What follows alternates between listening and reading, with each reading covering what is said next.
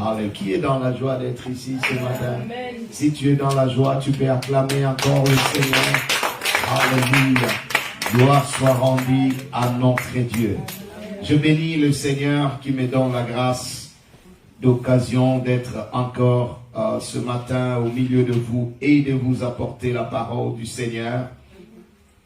Et je dis merci à la servante de Dieu, Pasteur Marlène, qui a formalisé l'invitation et qui m'a donné cette opportunité de vous prêcher ce matin. Que Dieu la bénisse.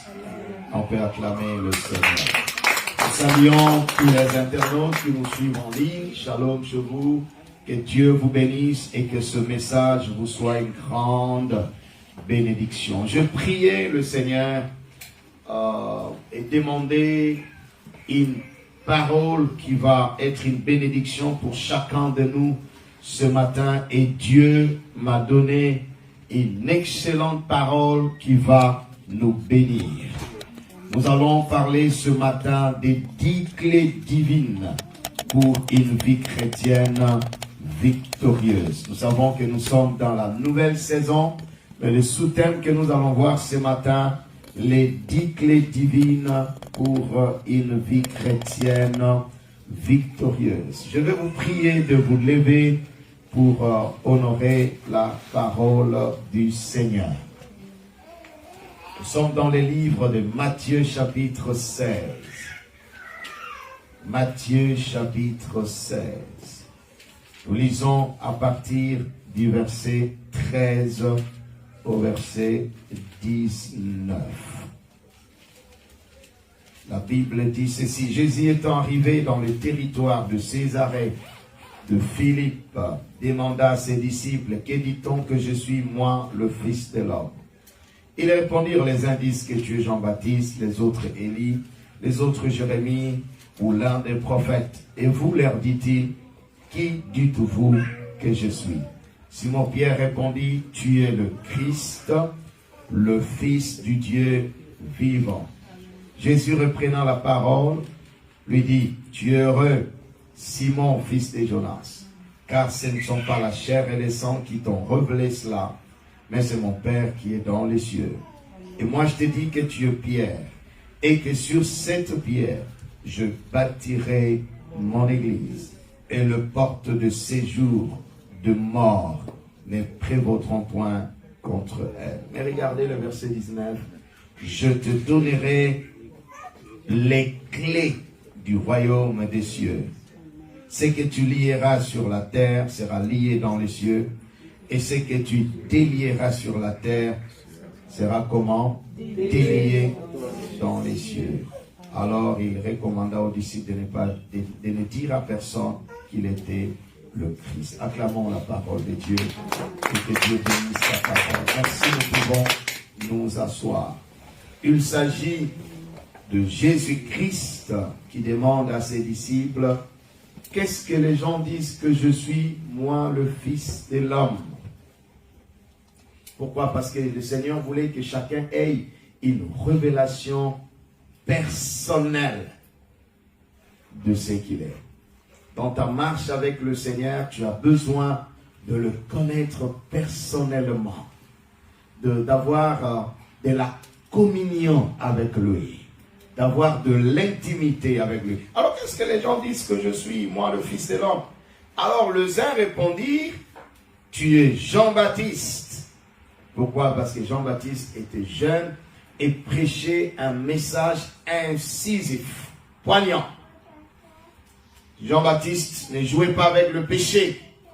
Souvenez-vous, il appelait les gens race de vipères. Qui vous a appris à fuir la colère de Dieu? Alors il leur enseignait. Il dit: les uns disent que tu es Jean-Baptiste et les autres disent que tu es Jérémie. Jérémie, c'est jeune prophète qui a commencé le ministère très jeune. Et quand il regardait Jésus à peine 30 ans, il dit: les uns disent que tu es Jérémie ou l'un des prophètes. Alors il leur dit: vous-même, que dites-vous que je suis? Alors Simon-Pierre répondit: tu es le Christ, le Fils du Dieu vivant. Quand Jésus a entendu ça, il dit: oh, tu es heureux, Simon, fils de Jonas, car ce ne sont pas la chair et le sang qui t'ont révélé cela, mais c'est mon Père qui est dans les cieux. Il dit, et moi je te dis que tu es pierre. Et sur cette pierre, sur cette révélation, sur ce roc, moi je bâtirai mon église. C'est lui qui bâtit l'église, c'est Jésus-Christ lui-même. Amen. Il dit, et le porte de séjour de mort ne prévaudront point contre elle. C'est-à-dire, les assauts de l'ennemi, les attaques du diable ne vont pas prévaloir sur l'église.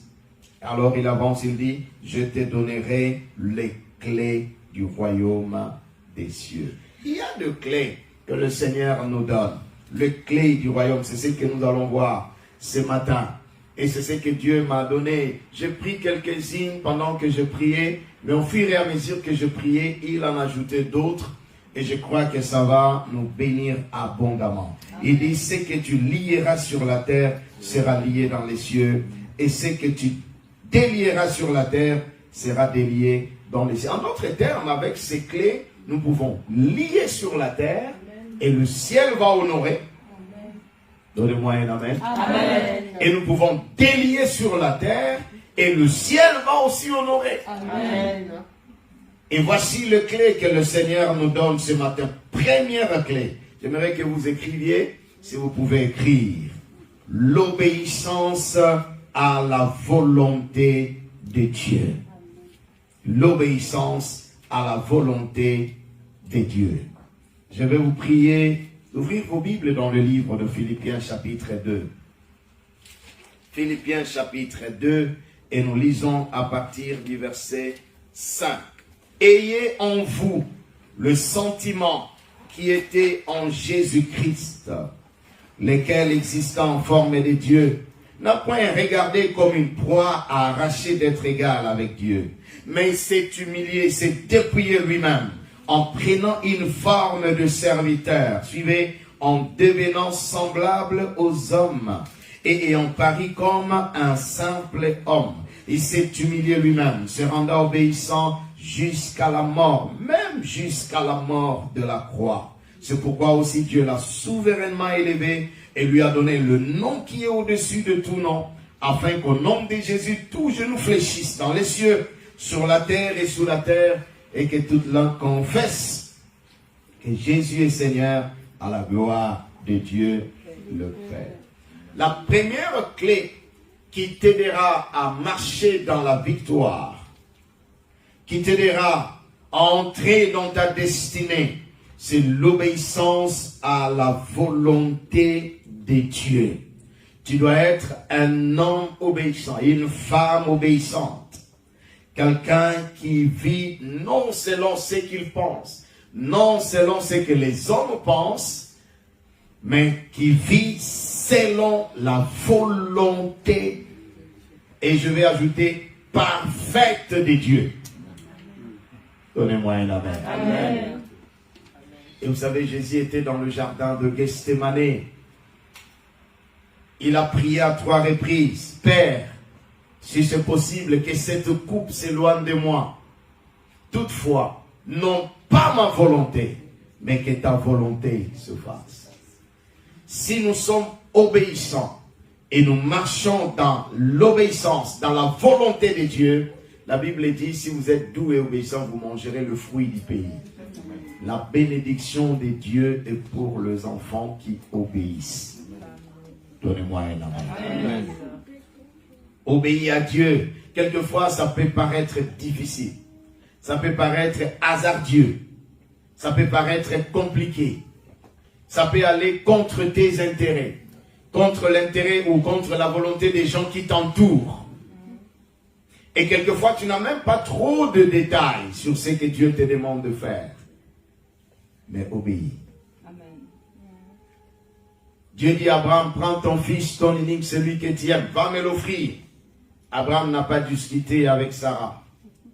Parce que je peux vous rassurer, s'il avait discuté avec Sarah, les amis, ça n'allait pas marcher. Il y a beaucoup de gens qui échouent dans la vie parce que Dieu lui parle, Dieu lui révèle des choses, mais il demande l'opinion de tout le monde. Dieu m'a dit ceci, qu'est-ce que vous pensez de ça? Dieu m'a dit ceci, qu'est-ce que vous pensez de ça? Les gens vont te répondre selon leurs pensées, selon leur approche de la vie, quelquefois selon leur expérience. Cela ne reflétera pas toujours la volonté de Dieu. J'ai béni Dieu pour la vie de pasteur Marlène. Elle m'a parlé de la révélation de Dieu, la volonté de Dieu pour établir l'œuvre à Bruxelles. Et je lui ai dit, obéis à ce que Dieu te dit de faire. Acclamons le Seigneur. Et quand on obéit à Dieu, quand on fait la volonté de Dieu, mes amis, au début, les gens, tout le monde ne va pas vous soutenir. Hein? Voilà, tout le monde ne va pas vous encourager. Mais au fur et à mesure que vous avancez avec le Seigneur, vous comprendrez qu'il fallait obéir à Dieu. Et quelquefois, vous avez perdu le temps pour rien, en traînant les choses. Alléluia. L'obéissance vaut mieux que le sacrifice. Saül qui vient offrir des holocaustes à Dieu. Et Samuel lui dit, Saül, écoute, l'obéissance vaut mieux que le sacrifice. Cela signifie que ce que Dieu attend de nous, c'est d'abord que nous obéissions à sa parole. Que nous fassions ce qu'il nous demande de faire. Le reste, ça va venir après. Obéis à Dieu, même quand c'est difficile, même quand c'est compliqué, même quand tu n'as pas l'aval de tout le monde. Fais ce que Dieu te dit de faire et tu vivras, tu mèneras une vie chrétienne victorieuse. Deuxième clé, le service du Seigneur. Nous sommes dans Matthieu chapitre 25. Il y a d'autres références que je ne saurais pas lire à cause du temps parce que j'ai beaucoup de choses à vous communiquer ce matin. Matthieu chapitre 25. Nous lisons à partir du verset 14 jusqu'au verset 30. Il s'agit de la parabole du talent. La Bible nous dit que le Seigneur va demander des comptes à quiconque il donne des talents. Et il y a 3 catégories de gens ici.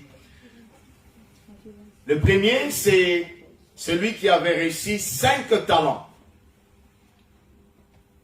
Il vient faire le compte au Seigneur et il dit, tu m'as donné 5 talents et j'ai gagné 5 autres talents. Il dit, bon et fidèle serviteur, entre dans la joie de ton maître. Amen. Amen. Le deuxième qui vient, il dit, tu m'as donné 2 talents, voici j'ai gagné 2 autres talents et je viens te le remettre. Il dit encore, bon et fidèle serviteur, entre dans la joie de ton maître. Et celui qui n'avait reçu qu'un seul talent, qui vient et dit, maître, je savais que tu moissonnes là où tu n'as pas sémé, j'ai eu peur, j'ai pris ton talent et je suis allé les cacher, et voici ton talent, je viens te le remettre. Alors le Seigneur était fâché, le maître était fâché contre ce serviteur. Il dit, mais pourquoi tu as fait cela? Tu aurais pu amener mon talent chez les banquiers et à mon retour, ça allait produire. Mais pourquoi tu es allé cacher les talents que je t'ai donnés? Alors arrachez-lui ces talents qu'il a donnés, que j'avais donnés, et donnez-les à quelqu'un d'autre.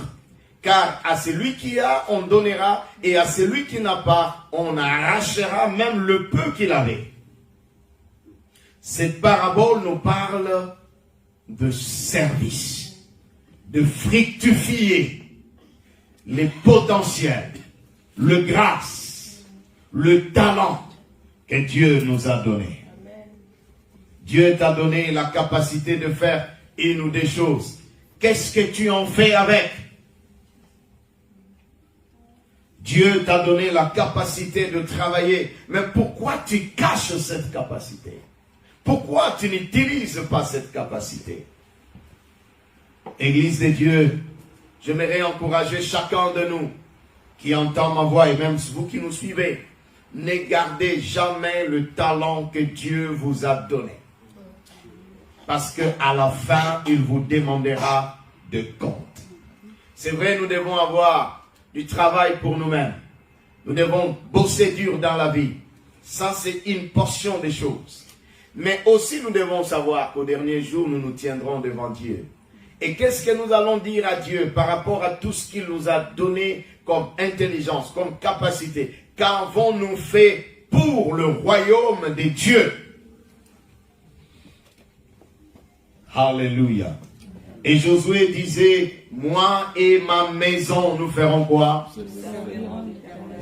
Alors j'aimerais encourager le frères et sœurs ici. Je suis content pour vous qui chantez, que Dieu vous bénisse. Amen. Acclamons le Seigneur. Continuez à le faire. Je suis content pour toi, que Dieu te bénisse. Amen. Voilà. Et puis, il y a encore il y a les drums. Voilà, la batterie qui est vide là-bas. Est-ce que vous savez que même les femmes jouent à la batterie? Amen. Ah, mais je vous dis la vérité. Hein. Même à la guitare. Amen. Et je vois, il y a des jeunes gens ici. Nous devons apprendre à servir le Seigneur en famille. Amen. Papa est là, il sert Dieu. Maman est là, elle sert Dieu. Les enfants sont là, ils servent le Seigneur. Amen. Il y a certaines bénédictions que Dieu ne vous donnera qu'à la place de service. Et moi, je vais te poser la question, qu'est-ce que tu fais à l'église? Qu'est-ce que tu fais pour Dieu? Alors, si tu ne fais rien, je t'encourage à t'élever à partir d'aujourd'hui et à t'engager à servir le Seigneur. Amen. Ne croise pas le bras, ne regarde pas seulement les autres travailler. Toi aussi, tu as une part. Tu as quelque chose que tu peux ajouter dans l'œuvre du Seigneur. Fais-le et Dieu te bénira. Fais-le et Dieu va te visiter. Et c'est là pour la gloire du Seigneur. Acclamons le Seigneur. Alléluia. Alors, service, service et service. Servez-les et servez-les avec joie. Nous, on dit en anglais chez nous, don't do it by eye service. C'est-à-dire, ne le fais pas pour que les gens te voient, mais fais-le pour la gloire de Dieu. Et fais-le avec passion. Moi, je suis ici, je vous prêche, mais au Nigeria, il y a mon épouse qui prêche aussi ce matin. Amen. Elle tient l'église à mon absence. Donc, on est versé dans le service du Seigneur. Et quand vous servez Dieu en famille, quand vous servez Dieu seul, quand vous servez Dieu avec les autres, Dieu se souviendra toujours de vous et il vous bénira. Amen. Moi et ma maison, nous servirons l'Éternel. J'ai demandé toujours au pasteur Marlène, qu'est-ce que fait le frère Lazare à l'église? Toujours je lui demandais, n'est-ce pas? Qu'est-ce qu'il fait? Et là je vois aussi un couple qui est là. Que Dieu vous bénisse. Servez Dieu ensemble. Vous tous qui êtes là, servez Dieu ensemble. Servez-les avec joie. Et quand vous servez le Seigneur en famille, Dieu va vous bénir au-delà de vos calculs. Alléluia. Troisième clé, la foi audacieuse. Hébreux 11, verset 6. Écrivez ça, la foi audacieuse. Pour servir le Seigneur et marcher avec lui, tu dois être une femme de foi. Un homme de foi. Et dans Jean chapitre 11, verset 40, le Saint-Esprit m'a rappelé l'histoire de Lazare. Et la Bible dit qu'il était déjà enterré. Jésus vient 4 jours après. Et Marie dit, Seigneur, si tu étais là, mon frère n'allait pas mourir. Pensant que Jésus était arrivé en retard. Dieu ne vient jamais en retard. Amen. Ce matin, il est là pour toi. Amen. Et le meilleur moment, le meilleur temps, quand Dieu vient, même le retard devient le temps normal. Amen. Il dit ôtez la pierre. Alors la femme qui dit, mais Seigneur, il sent déjà, ça fait 4 jours qu'il est là. Et Jésus lui rétorque, il dit, ne t'ai-je pas dit que si tu crois, tu verras la gloire de Dieu? Et ce matin, la même foi retentit dans nos cœurs et dans nos oreilles et dans nos esprits. Ne t'ai-je pas dit que si tu crois, tu verras la gloire de Dieu? Tu dois croire que Dieu le fera. Tu dois croire qu'avec Dieu, nous ferons des exploits. Tu dois croire que même l'impossible est possible quand Dieu intervient. Tu dois être un homme de foi. C'est cette foi qui fera que tu résistes aux intempéries. C'est cette foi qui fera que tu crois. Même quand le médecin, je crois à la médecine, je crois au médecin, je crois. Mais je crois aussi qu'au-delà de la médecine, il y a un Dieu qui est capable de faire de grandes choses.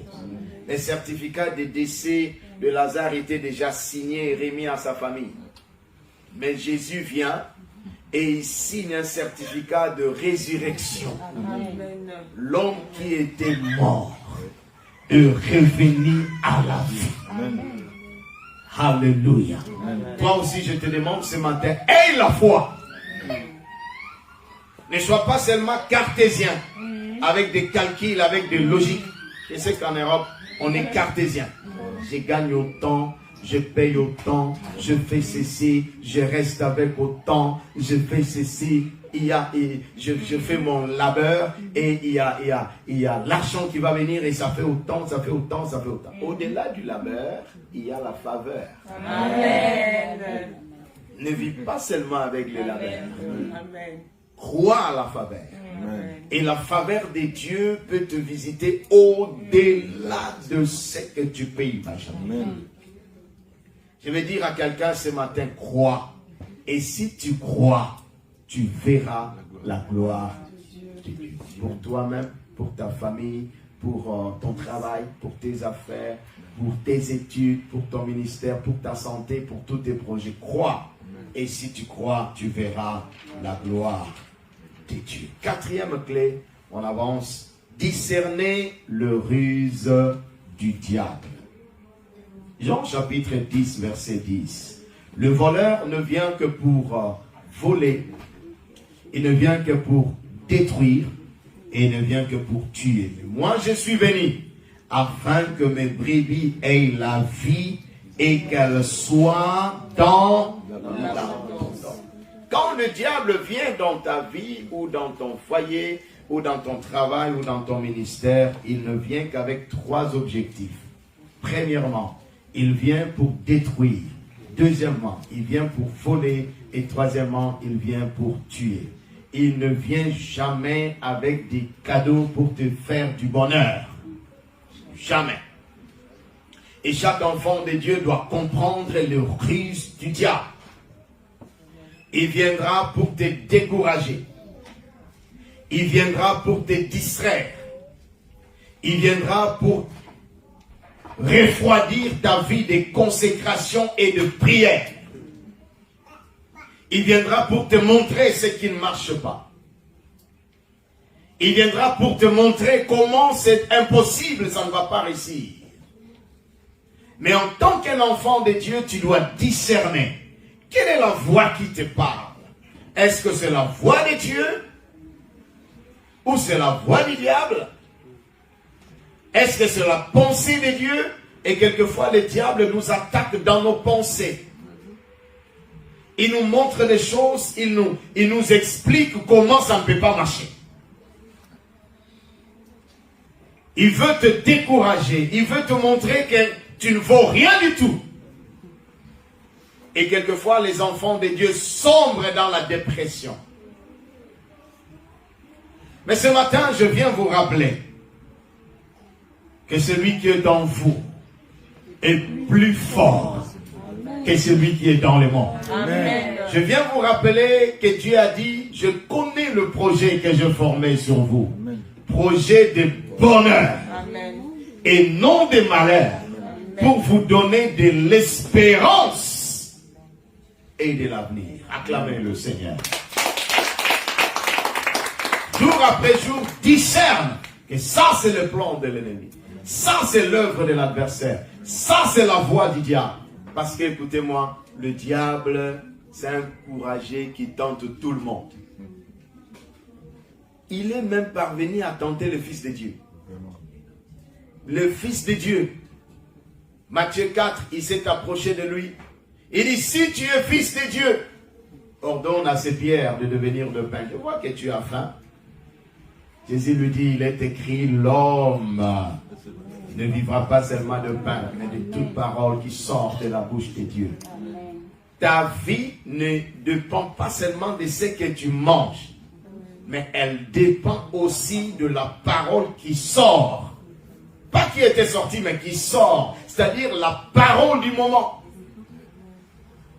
La révélation du jour. Le réma du jour. Il dit, l'homme vivra de cette parole-là. Il ne l'a pas laissé à 3 reprises. Il est revenu encore et dit, jette-toi. Car il est écrit, j'enverrai des anges pour te porter. Jésus le regarde, il dit, je ne suis pas venu pour tomber. Je ne suis pas venu pour me jeter. Il dit, il est aussi écrit. Parce que quand, vous savez, il y a quelquefois le diable, quand il veut renverser la foi de quelqu'un, il utilise la Bible. Hein. Vous avez déjà entendu ça, n'est-ce pas? Quelqu'un te dit, même dans la Bible, il est dit. Hein? Prends un peu de vin. Là, il veut se consoler. Même la Bible dit, le juste tombera combien de fois? 7 fois. Et l'Éternel va les... Mais moi, j'ai dit un juste qui tombe 7 fois. Il n'est pas trop bon. On peut tomber 1 fois, on peut tomber 2 fois, on peut tomber 3 fois. Mais à un certain moment, on doit se relever et dire, plus jamais ça. Acclamer le Seigneur. Cinquième clé, la libéralité. La libéralité. Actes chapitre 9, 36 à 42. Acte 9, 36 à 40. Il s'agit de cette femme, Tabitha, Dorcas, qui était même décédée.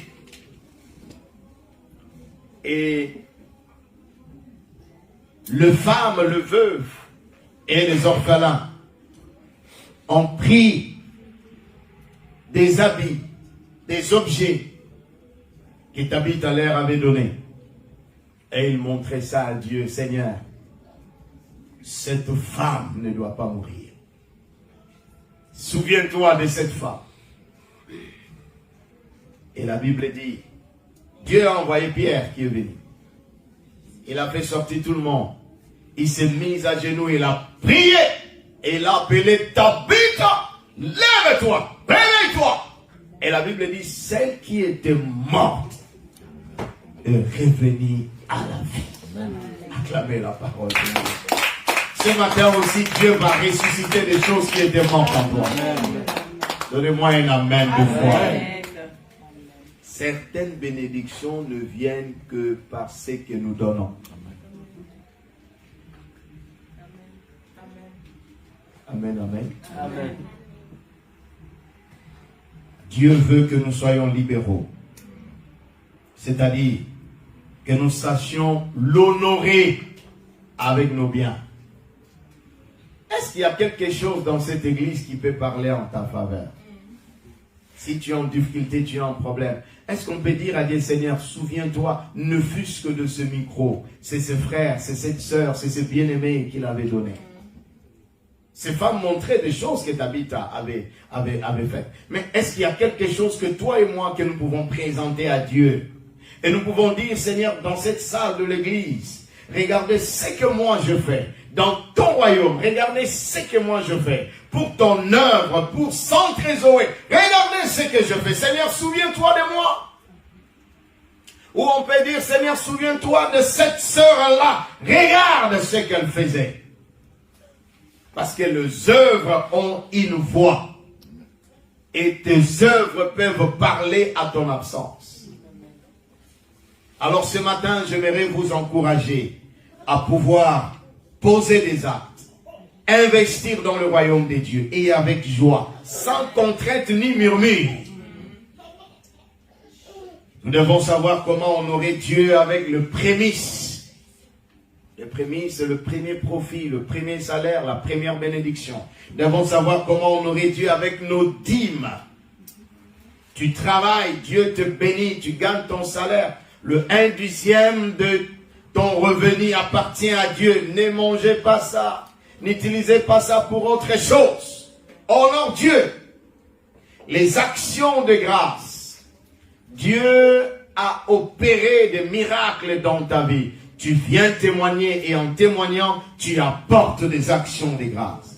Les offrandes et toutes sortes de sémences. Nous devons être libéraux. Moi, je suis prédicateur de la bonne nouvelle. Mais je crois aussi qu'en tant que prédicateur de la bonne nouvelle, à chaque fois que Dieu me donne l'opportunité de faire quelque chose, je le fais. Dites-moi Amen. Amen. Et en faisant cela, Dieu ouvre toujours les écluses des cieux et déverse la bénédiction. Donnez et il vous sera donné. C'est pas moi qui le dis, c'est la parole de Dieu qui le dit. Au Nigeria, là où je suis, nous avons des donateurs agressifs. C'est-à-dire de gens qui soutiennent l'œuvre de Dieu avec passion. Je vais vous donner un simple exemple. Il y a un frère, dans chaque convention de l'église, il donne un conteneur de 40 pieds plein de riz pour que les gens mangent pendant la convention. Chaque année, conteneur plein de riz. Et non seulement ça, il donne 100 têtes de bœuf. Wow. Pour que les gens mangent. 1, 2, 3, 4, 5, 6, 7, 8, 9, 10, 100. Et beaucoup d'autres donations. Alors que Dieu nous aide à être libéraux. Donnez-moi un amen. Amen. Et il y a un exemple que j'ai toujours donné quand je dois faire quelque chose. Tu peux venir s'il te plaît? Bien. Si je lui donne, regardez la position de la main qui reçoit. Si je lui donne, qu'est-ce que vous remarquez? La main qui donne est toujours en haut, au-dessus de la main qui reçoit. Merci, tu peux aller. Quand nous donnons, Dieu nous élève. Amen. Et Dieu nous met en position supérieure par rapport à ceux qui reçoivent.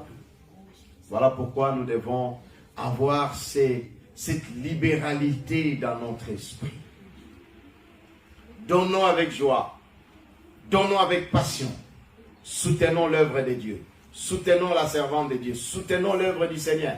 Et quand nous soutenons l'œuvre de Dieu, le Dieu de l'œuvre nous bénira et nous bénira toujours. Amen. Amen. Amen. Je connais une église, une grande communauté avec laquelle je travaille. Dieu a fait grâce, cette communauté est entrée dans une saison où il y a de frères, il y a de sœurs, il y a de familles, de bien-aimés à l'église qui prennent le projet de construction de temples à eux seuls. C'est-à-dire, une famille prend le projet de construire le temple de Dieu, de la fondation à la toiture. Et il y a un couple qui a déjà construit 5 temples pour le Seigneur. Acclamez Dieu.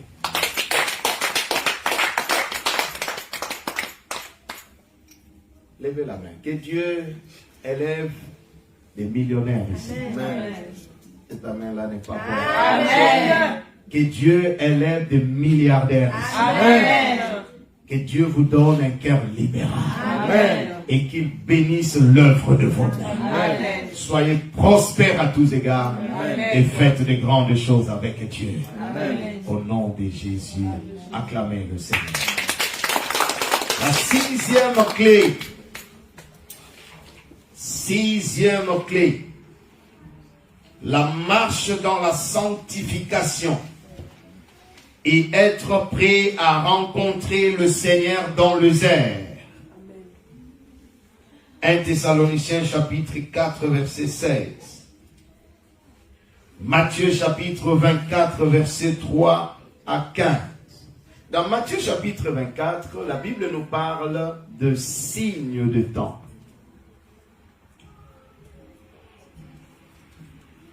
J'aimerais peut-être les lire pour que nous puissions bien comprendre. Matthieu 24. Tout chrétien doit être prêt à rencontrer le Seigneur Il faut pas vous distraire avec l'évangile, entre parenthèses, d'aujourd'hui, hein, où il y a beaucoup de scandales. Vous comprenez un peu? Où il y a beaucoup de choses qui se font et les gens se posent des questions. Est-ce que prier, c'est seulement ça? Il y en a même qui disent, je vois que tout le monde n'est pas sérieux. C'est faux. C'est pas tout le monde qui n'est pas sérieux. Dieu a un peuple qu'il a mis à part. Et qui marche dans la sanctification. Et qui doit être prêt à rencontrer le Seigneur dans le air quand il va revenir. Amen. Parce que la Bible dit que la trompette va sonner. Amen. Et ceux qui ont crié en Jésus et qui sont morts dans le Seigneur, ils ressusciteront le premier, ils iront à la rencontre du Seigneur. Et nous, les vivants qui serons restés, nous serons enlevés. Amen. Un chrétien doit toujours avoir en esprit que le retour du Seigneur est imminent. Amen. Et il peut revenir à n'importe quelle heure. Toi-même aussi, tu peux quitter ce monde à n'importe quelle heure. J'étais avec un pasteur la semaine passée à Liège. C'est lui qui est venu me prendre à Bruxelles pour m'amener à Liège. J'avais une conférence de leadership pour le pasteur. Je prêchais, je leur montrais des choses du royaume. Vendredi, il m'a ramené à Bruxelles pour prêcher dans une veillée. Samedi, c'est lui qui m'a ramené à Bruxelles après la convention. Il prêche le dimanche. Le lundi, mardi à 2h du matin, Dieu le reprend. Il n'a pas été malade, hospitalisé pendant longtemps. C'est lui qui me conduisait avec sa voiture. Mais Dieu l'a pris. Qu'est-ce que cela signifie? Cela signifie tout simplement qu'il faut être prêt à rencontrer son Créateur. Et il faut qu'il te trouve dans la crainte de Dieu, dans la sanctification. Il ne joue pas avec ta vie. Et dans Matthieu 24, les disciples ont posé la question à Jésus. Quand vous lisez à cause du temps, je ne saurais pas trop lire. Il dit, mais quel sera le signe de ton avènement et la fin du monde? Jésus dit, prenez garde que personne ne vous séduise, car plusieurs viendront à mon nom disant, je suis le Christ. Il y a beaucoup de gens, de faux prophètes qui ont dit qu'ils étaient le Christ. Et jusqu'aujourd'hui, il y en a qui prétendent être le Christ. Il dit, ils séduiront beaucoup de gens. Ce n'est pas là où vous voyez la foule que nécessairement Dieu est là-bas. Il ne faut jamais vous tromper. Il y a des foules où Dieu n'est pas. Parce que la doctrine est biaisée. Le message est erroné. Et il dit, beaucoup le suivront. Il dit, vous entendrez parler de guerre et de bruit de guerre. Prenez garde d'être troublés, car il faut que ces choses arrivent, mais ce ne sera pas encore la fin du monde. Nous voyons ce qui se passe ici en Europe, à la porte de l'Union européenne, ce qui se passe en Ukraine. Nous voyons des choses qui se passent dans le monde. Il y a des guerres, de bruit de guerre. Il dit, nation se lèvera contre une nation, un royaume contre un royaume. Il y aura dans divers lieux de famine, des tremblements de terre, de pestes, de maladies. Nous avons vu ce que Covid-19 est venu faire. Nous avons perdu des êtres chers. Nous avons vu comment les frontières étaient fermées partout, on ne pouvait pas bouger. Moi-même, j'avais des programmes ici en Europe, je ne pouvais pas venir. Et je me souviens, j'ai failli être confiné ici à Bruxelles. J'ai failli. J'ai dit, je dois partir. Même la compagnie aérienne qui m'a amené ici ne volait plus. J'ai dit, achetez un autre billet pour repartir. Et 2 jours après, on a fermé toutes les frontières. Et vous êtes témoins de ce qu'on a vu. Bien-aimés dans le Seigneur, ne jouez pas avec la parole de Dieu. Menez une vie chrétienne qui vous retrace dans la sainteté, dans la crainte de Dieu, dans la pureté, et vous êtes prêts. Si la trompette sonnait aujourd'hui, vous êtes prêts à aller rencontrer le Seigneur dans les airs. Et même si le Seigneur vous appelait aujourd'hui, vous êtes prêts à aller devant lui et dire, Seigneur, je vécu sur la terre selon ta parole, je fais ta volonté et je suis heureux d'être dans ta présence. Amen. Acclamez le Seigneur. C'est ça le vrai évangile. Amen. Il y aura des scandales ici et là, il y aura des problèmes ici et là. Il y aura des faux prédicateurs, des fausses religions. Il y aura beaucoup de choses. Mais que cela ne vous trouble pas. Gardez votre foi dans le Seigneur. J'ai rencontré un bien-aimé. Il me dit, j'étais dans l'église de réveil, mais je ne sais plus comment je peux continuer. Tellement il y a des choses. Je suis devenu témoin de Jéhovah. Je l'ai regardé et dit, mon ami, il faut te calmer. Il dit, la vie là n'est pas facile. Toi-même, en tant qu'individu, tu as tes problèmes. Vrai ou faux? Il dit vrai. J'ai dit, mais là où il y a des gens, il y aura toujours de petits soucis. Mais ce n'est pas à cause de ça que tu dois changer de religion. Tu dois changer de doctrine. Reste dans la foi, parce que devant Dieu, tu apparaîtras seul. Il me dit, pasteur, qu'est-ce que vous me conseillez? Je dis, retourne dans ton ancienne foi. Des scandales, de problèmes, il y en aura toujours. Mais Dieu se réserve toujours un peuple. Un peuple qui reste dans la parole. Et qui marche selon sa volonté. Et qui vit dans la crainte de Dieu. Qui vit dans l'intégrité. Qui vit dans l'obéissance. Et c'est ce peuple-là qui ira à la rencontre du Seigneur dans les airs. Alors, nous pouvons prêcher tout ce que nous pouvons prêcher. Mais nous devons avoir un évangile équilibré. De manière à ce que le peuple de Dieu marche dans la sanctification. Amen. Dans la crainte de Dieu. Amen. Dans l'obéissance. Amen. Et dans l'intégrité. Acclamez encore le Seigneur. Amen. 7e clé, la prière. Tu vas être un chrétien qui vit et qui marche dans la volonté de Dieu, soit un homme de prière, soit une femme de prière. Ici, nous nous disons chez nous au Nigeria, you must pray and pray until you pray. En français, tu dois prier et prier jusqu'à ce que tu pries. Alléluia. Écoutez, il y a des choses qu'il faut arracher dans la prière. Il y a des choses qu'il faut prendre devant Dieu dans la prière. Quand vous entendez qu'il y a une nuit de prière, venez. Quand vous entendez qu'il y a lundi prière, il y a n'importe quel jour de prière à l'église, c'est en présentiel, fais tout et viens. Moi, je tenais de veiller de prière seul à l'église. J'appelais ça alone with God, seul avec Dieu.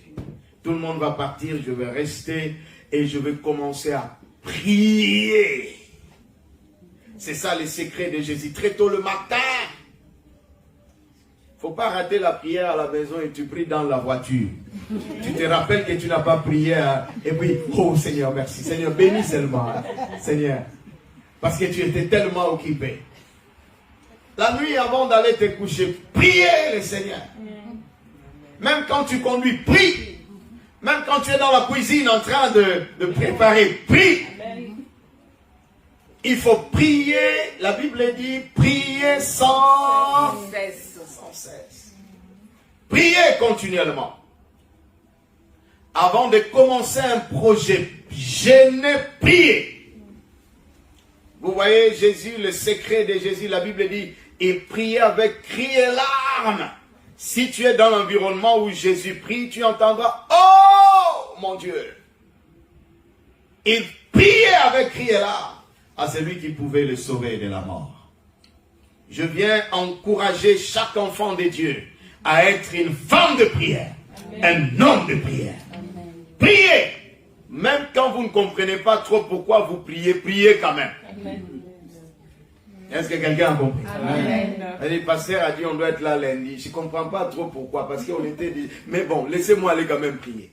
Et tu te mets au coin là-bas, papa, tu es en train de prier. Priez avec la langue que tu comprends. Et si le Saint-Esprit te donne les dons spirituels, priez en esprit. Nous nous disons, much prayer, much power, less prayer, less power, no prayer, no power. Beaucoup de prières, beaucoup de puissance. Peu de prière, peu de puissance. Pas de prière, pas de puissance. Et même le Seigneur lui-même, il nous a appris toute une prière. Notre Père qui priez aussi. Il dit, voici comment vous devrez prier. Pourquoi? Parce qu'il croyait à la prière. Il y a des prières courtes, efficaces, mais il arrive des fois, Dieu veut que tu demeures dans sa présence. Il dit à Pierre, à Jean et à Jacques, vous n'avez pas pu veiller avec moi pendant 1 heure. Et quelquefois, en tant qu'étudiant de la Bible, on dit le minimum que l'on peut faire, c'est 1 heure. Mais on comprend que ce n'est pas nécessairement le temps en termes de minutes, en termes d'heures, mais c'est l'attitude permanente du cœur. Est-ce que quelqu'un comprend? Même là en haut, pendant que tu es en train de travailler, tu es en communion avec Dieu. Nous avons vu ça avec Néhémie. Il servait le roi, mais il priait. Nous avons vu ça avec Esdras. Il était là, mais il priait. Nous devons prier et continuellement prier. Je vais encourager la servante de Dieu à organiser des moments de prière intenses à l'église. Je sais que tout le monde n'aura pas toujours le temps, mais ceux qui viendront, viendront. Et l'église va prier. Amen, amen. Nous avons des programmes de prière de manière permanente à l'église. Pourquoi? C'est pour encourager les enfants de Dieu à être toujours dans la présence du Seigneur. 8e clé, avançons. L'amour. Que quelqu'un dise l'amour. Si vous lisez dans 1 Corinthiens chapitre 13, la Bible parle de l'amour. Tout enfant de Dieu qui veut fleurir dans la vie chrétienne, tout serviteur de Dieu, il doit marcher dans la charité, dans l'amour. Et qu'est-ce que l'amour fait? Verset 4, 1 Corinthiens 13, verset 4. La charité est patiente. Elle est pleine de bonté. Elle n'est point envieuse. Elle ne se vante point. Elle ne s'enfle point d'orgueil. Elle ne fait rien de malhonnête. Elle ne cherche point son intérêt. Elle ne s'irrite point. Elle ne soupçonne point le mal. Elle ne se réjouit point de l'injustice, mais elle se réjouit de la vérité. Elle excuse tout. Elle croit tout. Elle espère tout. Elle supporte tout. La charité ne périt jamais, les prophéties prendront fin, les langues cesseront, la connaissance disparaîtra car nous connaissons en partie et nous prophétisons en partie. Mais la charité, dis à ton frère et à ta sœur, je t'aime de l'amour du Seigneur. Dis à celui qui est à côté de toi, je t'aime de l'amour du Seigneur. Alléluia, alléluia. Acclamez le Seigneur. C'est une courte phrase, mais c'est une phrase qui guérit. Amen, amen. C'est une phrase qui rassure, c'est une phrase qui bâtit. Nous devons avoir de l'amour. L'amour pour Dieu. Amen, amen. Amen. Le premier commandement, tu aimeras le Seigneur ton Dieu de tout ton cœur, de toute ton âme, de toute ta force, de toute ta pensée, toutes tes pensées. Voilà. Et deuxièmement, nous devons aimer l'œuvre de Dieu. Amen, amen. Les dimanches matins, ça doit être un moment de joie. Tu dois être content. Tu dis, waouh, gloire à Dieu. Le dimanche est là. Comme David dit, je suis dans la joie. Quand on me dit quoi? Ça ne doit pas être des moments de frustration. De, hey Seigneur. C'est encore dimanche. Oh là là. Ah. Qu'est-ce que je dois faire si je ne pars pas? Pasteur Marlène, elle va appeler. Oh Seigneur. Oh. Mais pourquoi dimanche est arrivé si vite comme ça? Bon, quand même, hein? Laissez-moi quand même. Et puis quand tu viens là, tu es tout fatigué. Non. David dit, je suis dans la joie. J'ai aimé votre chanson, hein? Je suis dans la joie, une joie immense. Je suis dans l'émotion ou dans l'allégresse. Car Yahweh, venir à la maison de Dieu doit devenir un sujet de joie pour nous. Amen. Nous venons avec joie et nous faisons tout avec joie. Amen. Et c'est là pour la gloire de Dieu. Nous devons aimer notre église, acclamer le Seigneur. Aimer l'œuvre de Dieu. Aimez votre pasteur. Aimez son mari. Aimez des frères. Aimez des sœurs. Aimez ce que vous faites. Que ça ne soit pas par contrainte, mais que ça soit par amour pour le Seigneur. 9e clé, la patience. Pourquoi je vais parler de la patience? Parce que la patience va vous obliger de décompresser, de comprendre que tout ne sera pas parfait. Amen, amen. Sois patient envers toi-même. Sois patient envers les autres. Sois patient envers Dieu. Sois patient envers ton église. Sois patient envers ton mari, envers ta femme. Sois patient envers tes enfants. Sois patient. Parce que tout ne sera pas fait du tic au tac. Bah, c'est arrivé. Non, non, non, non, non, non. Tout ce que Dieu fait prend du temps. Il y a un processus qu'il faut suivre. Alors nous devons être patients.